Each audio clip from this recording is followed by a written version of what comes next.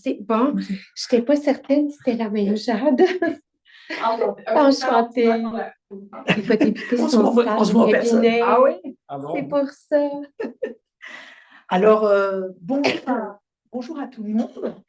Bienvenue, bienvenue à cette table ronde hybride, puisque nous sommes dans notre salle de l'Institut d'éthique appliquée au bâtiment de philosophie de l'Université Laval, la fameuse salle face 312, qu'aime bien rappeler Jade. Merci beaucoup, Jade, pour l'appui à l'organisation de l'événement d'aujourd'hui. Merci également à nos conférenciers, conférencières, d'avoir accepté le jeu de cette table ronde, de cet échange, de cette discussion. Je crois que le sujet s'y prête bien, alors je les en remercie grandement. Je remercie également nos deux animateurs, puisque je céderai dans quelques secondes la parole à nos deux animateurs, Simon Félix, Félix Simon. Simon, qui est un étudiant qui a fini son mémoire de maîtrise, qui va, qui est sur la fin, oui. On va dire comme ça, voilà. Simon qui est sur la fin et qui va sans doute continuer ses études au doctorat en droit, qui s'intéresse beaucoup au régime de retraite, au domaine du droit du travail, droit social, et qui est lauréat de la bourse Paul Gaultier 2024, et Félix, qui est un étudiant au droit à la maîtrise en droit des affaires avec mémoire, qui lui travaille sur la raison d'être et qui est également membre de l'Institut d'éthique appliquée. Donc, ces deux étudiants ont accepté d'être les animateurs. Je trouve toujours bien de pouvoir, on essaie avec Jade de pouvoir impliquer nos étudiants dans les projets qu'on développe. On trouve que c'est une belle expérience. J'étais un peu impressionnée de se livrer à l'exercice. Alors, j'espère que nos conférenciers, conférencières, vous aurez un petit peu de tolérance, mais je crois qu'ils sont prêts, ils se sont préparés. Donc, je vais leur céder la parole sans plus tarder. Simplement pour rappeler que l'Institut d'éthique appliquée, je ferai une petite parenthèse, on propose des activités toute l'année, dont une école d'été qui va arriver fin août, 3 jours, qui va porter sur l'approche aidance. Je pense que le programme ne va pas être loin également d'être déjà en ligne, hein, Jacques, tu me le confirmeras. Voilà, il est déjà en ligne. Donc, pour celles et ceux qui sont intéressés à l'approche aidance, on a 3 belles journées de travail assez interactives, vivantes, et beaucoup d'experts viennent à votre rencontre. Et puis, sinon, faites un petit tour sur le site internet de l'Institut. Beaucoup d'activités sont proposées tout au long de l'année autour des questionnements d'éthique appliquée, puisque nous avons différents axes de recherche. Alors, on voit l'éthique appliquée sous différents jours. Alors, je vous invite tout simplement à suivre nos travaux. Mais aujourd'hui, on est dans l'axe éthique, justice et droit avec un regard on va dire, de gouvernance. Encore plus de gouvernance des organisations. Et je cède la parole sans plus tarder à Félix et Simon. Un grand merci à tous les deux et belle activité pour le Gaultier.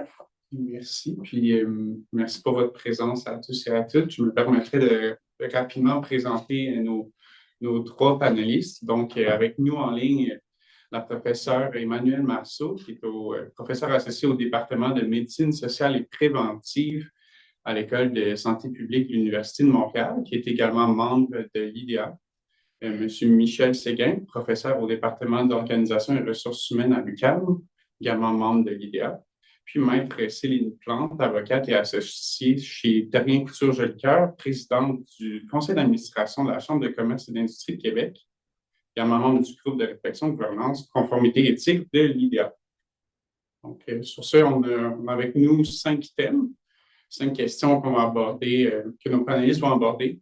Puis, je laisserai mon collègue Simon dans ses balles. Donc, avec la première question, ce qu'on voulait vérifier, c'est quelles sont les relations entre éthique, droit et déontologie. Donc, pour l'ordre, on peut commencer avec Maître Plante. Oui, alors il y a des distinctions entre ces 3 notions. Si nous débutons par la déontologie, pour distinguer, la déontologie, c'est une dimension de l'éthique, c'est l'aspect légaliste. Il y a évidemment des dimensions éthiques, mais c'est plus, ça se rapproche davantage de la conformité hein, que de l'éthique comme telle. Alors, évidemment, on définit l'éthique comme étant l'ensemble des règles qui régissent une profession. Ça vise la protection du public et aussi, évidemment, à protéger la réputation de la profession et des professionnels de l'ordre professionnel, tandis que l'éthique, ça réfère davantage aux valeurs, aux motivations profondes et je dirais même les valeurs fondamentales et c'est fondé sur la notion du bien commun. Quant au droit, ben, c'est un ensemble de règles, d'obligations, de normes qui régissent les individus et les institutions au sein d'une société. Mais ces trois notions-là interagissent entre elles, s'influencent et se complémentent, je vous dirais. Est-ce que vous voulez rebondir? Ben, ça a été très bien présenté, mais je dirais toujours, je dis toujours que l'éthique, c'est la fin, et puis ben, la déontologie, c'est un moyen parmi tant d'autres pour atteindre cette fin-là. Faut toujours faire très attention que le moyen ne devienne pas la fin. Encore, on va dire que quelqu'un est très déontologue. C'est quelqu'un qui respecte le règlement sans se soucier est-ce que le règlement sert bien l'esprit du règlement. Donc, quel est le principe qui est derrière le règlement? Je suis pas un avocat, je suis un éthicien. Quand je suis en entreprise, souvent, le gros problème que je vais rencontrer régulièrement, c'est que les gens me disent, ben, c'est-tu légal, c'est pas légal? Ben, moi, j'ai tendance à dire, ben, mon rôle à moi, c'est de vous dire, est-ce que c'est conforme au principe? Je laisserai les avocats le soin, puis moi, je fais beaucoup mieux que moi, avec plus de compétences, d'être capable de faire cette conformité légale-là.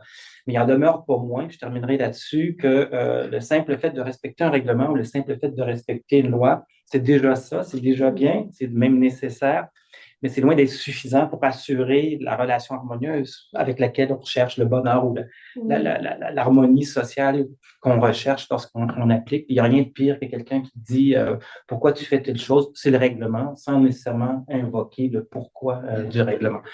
Donc, comme éthicien, moi, ce qui m'intéresse beaucoup, c'est les principes éthiques. Le moyen, ben, c'est quelque chose que j'utilise pour pouvoir l'atteindre, en quelque sorte. Merci. Madame Marceau. Alors, je vais m'inscrire dans la même lignée, mais je vais quand même jeter un pavé dans la mare pour brasser un peu les choses.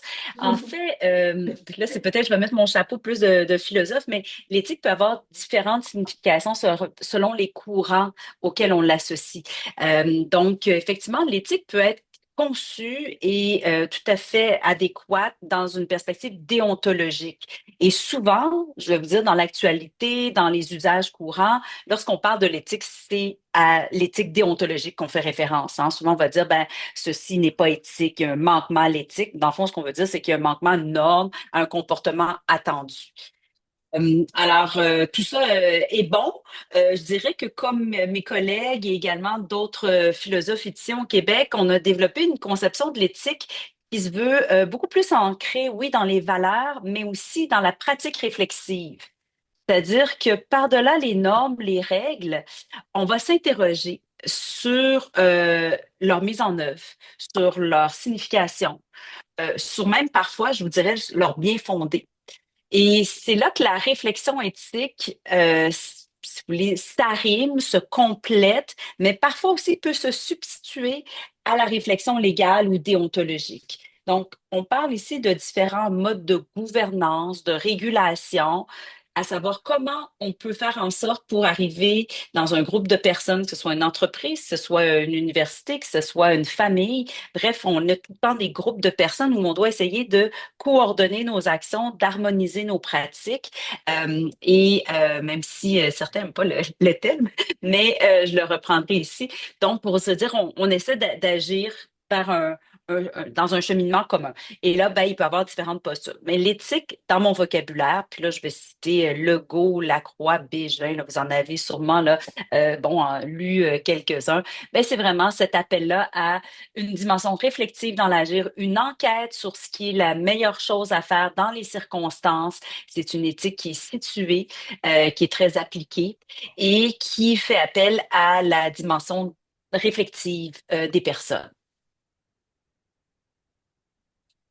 Donc, maintenant que les définitions sont posées, on pourrait poser la question suivante. Quel est l'appétit pour l'éthique et comment le développer? Donc, je commencerai, en fait, on pourrait procéder avec le même mot. Donc, Oui, alors je pense que c'est peut-être pas si inné que ça, l'appétit pour l'éthique, notamment dans les entreprises, les conseils d'administration, la haute direction. Et je crois que pour susciter et développer l'appétit, euh, pour l'éthique, c'est entre autres d'instaurer des programmes d'éthique dans les organisations afin de aussi développer les capacités organisationnelles de l'entreprise, qu'elle travaille sur ses valeurs, ses politiques, ses normes, ses pratiques, ses outils pour en venir à avoir une culture éthique. Je crois qu'aussi pour développer l'appétit, il faut en parler. Ça prend des forums, que ce soit des tables rondes, des discussions, des cafés pour discuter de l'éthique, sans oublier l'importance de la formation. Et je crois que ça prend vraiment l'engagement du conseil d'administration et de la haute direction dans l'entreprise. De ton at the top, hein, ça part d'en haut. Donc, si le conseil d'administration et la haute direction y croient, bien ensuite euh, arrivera la mise en place des programmes d'éthique et de différents des pratiques et des outils. Donc, il y a l'approche de la gestion des risques et ça peut faire un beau pont vers Monsieur Séguin, professeur Séguin, parce que on peut utiliser la gestion des risques pour amener la discussion sur les enjeux éthiques et l'intérêt parce que, évidemment, les conseils d'administration, les hautes directions veulent la rentabilité, la bonne gestion des risques. Alors, sans aller plus loin, si vous me le permettez, je céderai la parole au professeur Séguin. Ben, c'est une question qui est intéressante. Puis je me rappelle, moi, quand je terminais mon doctorat en philosophie, donc moi, j'étais totalement dans le normatif. Et l'École des sciences de la gestion est venue me chercher, me demander de bâtir un cours en éthique pour les entreprises, pour les organisations. J'étais tout content, j'étais tout heureux parce que je me disais, enfin, on donnait de l'intérêt à une discipline. Puis moi, je pensais que j'allais finir là, à écrire des livres pauvres sur le bien-être social, quoi que c'était quand même une vue qui n'était pas inintéressante. Il n'en demeure pas moins que j'ai vite été confronté, dans le fond, à une réalité, c'est que chaque personne recherche, dans le fond, son intérêt, en quelque sorte. L'école de l'égoïsme psychologique m'a sauté en plein front. Juste pour la petite anecdote, hein, ça faisait pendant 2 ans de temps, tout le monde me disait au département, « Ah, c'est bien que tu fasses de l'éthique », tout le monde était content. Bâti un cours en éthique, quand je suis arrivé pour le mettre au programme, ce cours-là, puis le mettre obligatoire, tous les autres collègues m'ont dit, ben minute, moi, mon cours, c'est moi qui est obligatoire. Fait que l'éthique passait en deuxième. Alors, je me suis mis à me poser comme question dans une organisation, comment faire en sorte de susciter l'appétit. Et c'est là que j'ai commencé à réfléchir, dans le fond, sur une équipe de direction, qu'est-ce qu'ils regardent? Bien sûr que si on se met à parler d'éthique et on donne ça à quelqu'un dans l'entreprise, on dit, ben, occupe-toi de ça, il faut que ça percute à l'équipe de direction. Puis une des façons de le faire percuter à l'équipe de direction, justement, c'est de l'intégrer dans de la gestion de risque. Et c'est d'être capable de faire en sorte qu'on analyse un risque, on analyse l'éthique, on identifie les différents risques éthiques. Donc, c'est quoi? C'est des comportements incompatibles avec les valeurs. Et une fois qu'on les a identifiés, qu'on les analyse, ça va être quoi l'impact? C'est quoi la probabilité d'occurrence? Qu'on arrive avec un risque inhérent qui soit solide. Et une fois qu'on a ça, là, on a l'écoute des équipes de direction parce que quand on arrive en disant, ben, écoute, ce risque-là, il est critique au même titre qu'un risque opérationnel, au même titre qu'un risque de marché, là, on est capable de le faire percuter. Puis après ça, ben, une fois que ça percute à l'équipe de direction, mais là, ça descend dans les choses. Puis ce que vous avez cité, c'est tout à fait pertinent. On tombe après ça dans des moyens. Et cette analyse-là nous permet de déterminer quels sont les moyens qui sont les plus pertinents à mettre en place. Juste pour terminer là-dessus, ce que je me suis vite rendu compte lorsqu'on analysait l'amplitude du risque éthique, c'est qu'on a tendance à regarder juste les conséquences directes. Donc, c'est pour ça qu'on fait beaucoup de conformité. Donc, si jamais j'ai une poursuite légale. Mais on ne regarde pas les conséquences réputationnelles. C'est-à-dire qu'on ne les analyse pas et ne percute pas ces conséquences-là. Alors, on va faire attention de bien respecter la loi, mais on ne viendra pas analyser l'impact sur nos parties prenantes qui ne voudront plus collaborer avec nous si jamais un risque éthique se réalise. Donc, le fait de le mettre dans une démarche structurée, tout ça permet de réveiller l'intérêt altruiste, entre guillemets, des parties prenantes, puis d'avoir l'écoute de la direction. Merci.